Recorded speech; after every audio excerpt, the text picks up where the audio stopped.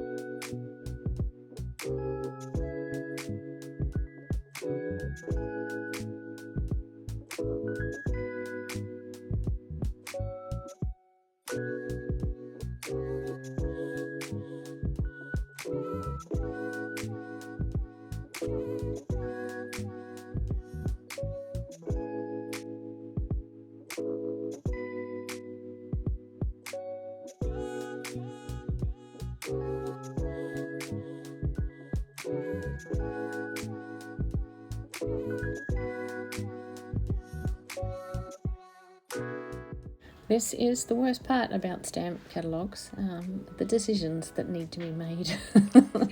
Got stamps on one side and there's stamps on the other side. Which ones do I want more? So yes, I decide to go for these ones because they're nice and big and bold. So anyway, I will salvage what I can of the back stamps. I always keep the back stamps, or most often rather than not, I keep the bits of back stamps if I can, because I can just cover up the cut bits and make them look like a part of a pile of stamps. Sometimes it works, sometimes it doesn't, but I always check just to see if there's anything that's salvageable from the back side of a page like this. I do the same thing with gardening books and all the rest of it as well. Sometimes part of a picture is as good as the whole picture in the first place.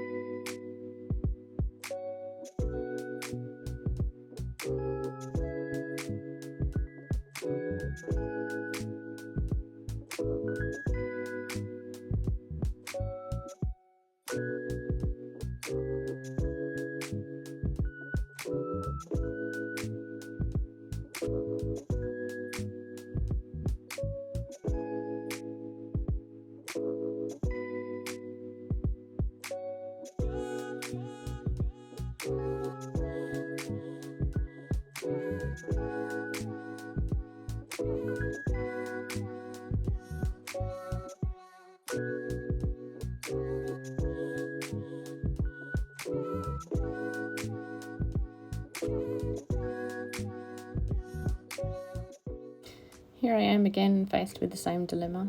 You can see me holding it up to the light to see what will be left on the back side if I cut out specific ones, and I have found that I can salvage a stamp or two off the back of this, so I'm going to cut those out first, and then I will go back to the ones that were on the other side that I decided I actually liked the most.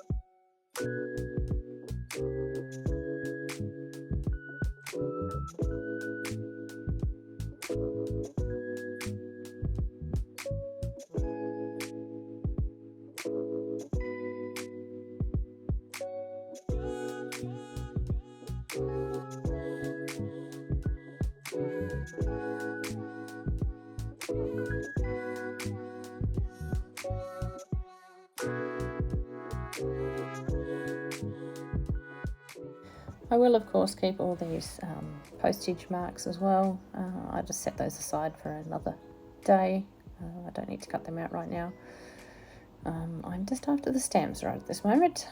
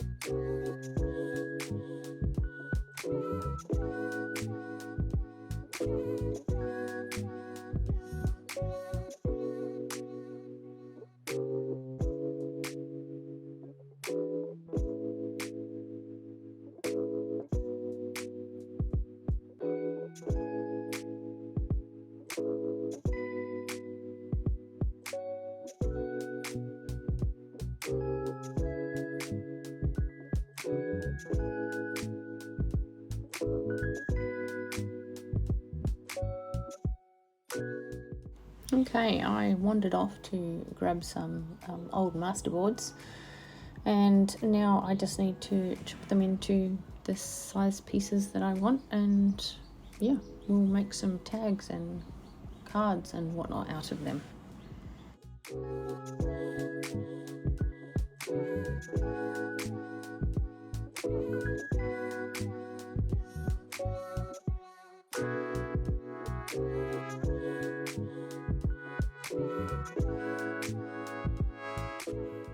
With this one, I decided to go with 3 very big tags for our very big journal. And the other one, I am going to go with making some journaling cards, basically square journaling cards, and the middle strip, because it's actually a book cover. It's like an exercise book cover. I'm going to leave the middle strip that has the fold in it, and just make some little random booklets out of it. They don't really have any purpose. I don't have any purpose in mind for them at the moment, but yeah, they're always good to have in my stash. So just seemed like the best way to use up this piece sort of sensibly. So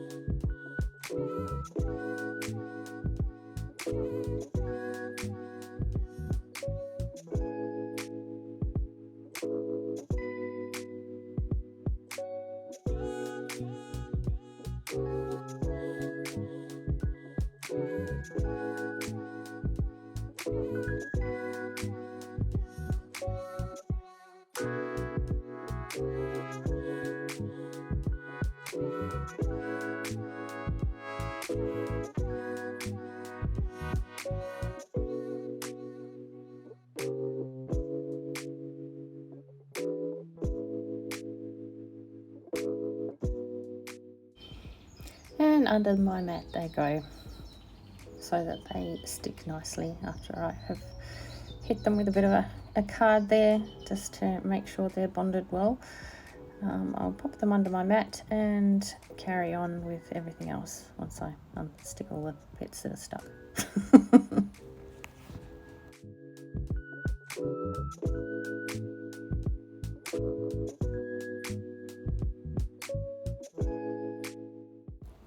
As odd jobs go, you might as well get those little booklets sorted out, and then they're out of my hair. So being as I have this paper here, I figured I would get that done now. I'm just going to choose little bits of paper, tear up bits of paper to the right size, and pop them in order, and then just staple them in. Very simple project.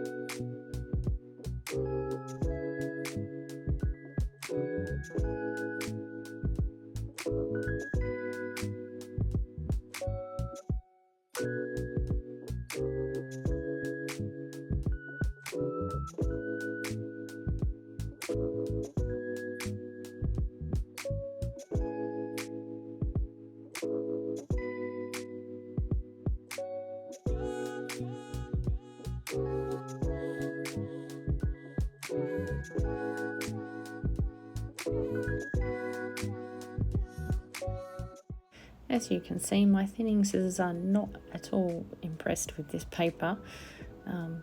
I did persevere and managed to cut around all of them, but yeah, didn't like it at all. I was not intending to actually decorate these at all, but the stamps were kind of calling to me, so they all got a stamp each. So I will cut out the process of the rest of these and just show you the end product, and we'll move on to the next thing.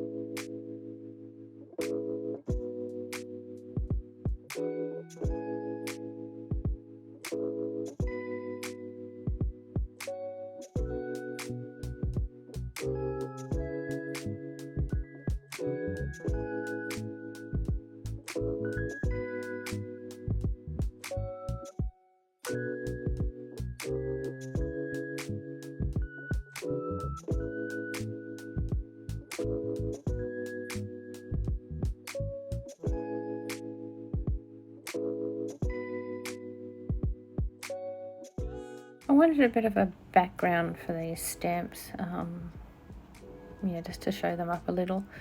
So I sort of fiddle around here for a bit and then decide just to tear sort of boxes for each one and sew them on. So yes, I will make that a quicker process than it actually was in real life.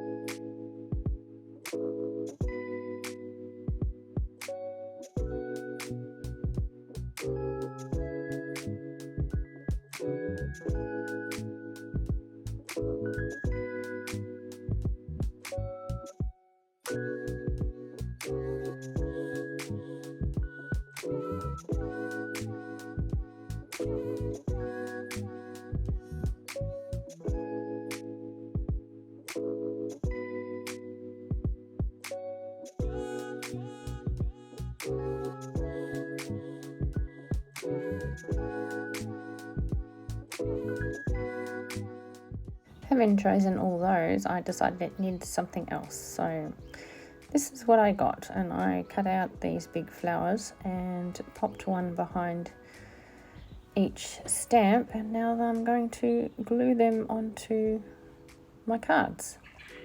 Then to finish off, we'll just sew around the outsides and our cards will be essentially finished.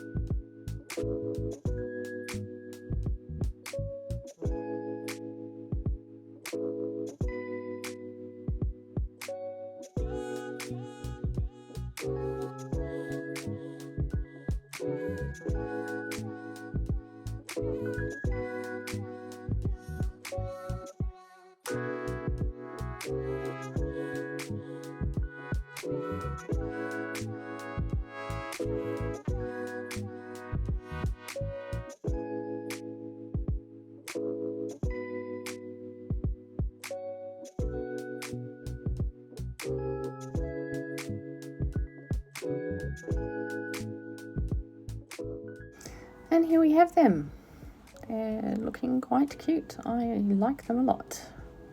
They're our first lot of ephemera for the big journal. So yeah, I just need to put some toppers on these 3 tags, and yeah, and unless I decide to do some more embellishing, they're pretty much done. So I'll use some of that suede fabric that I used on the spine just to make quick toppers for these. I'm just going to staple them on because I enjoy staples.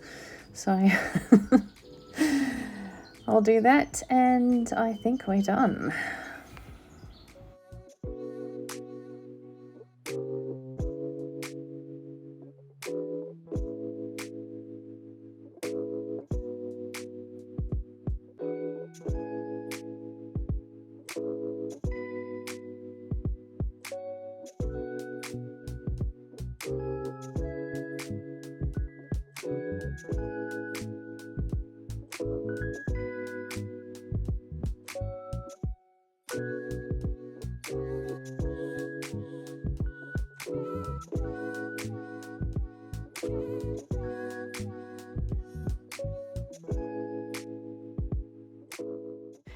Alright, well, this is the last tag topper, and this is the end for today.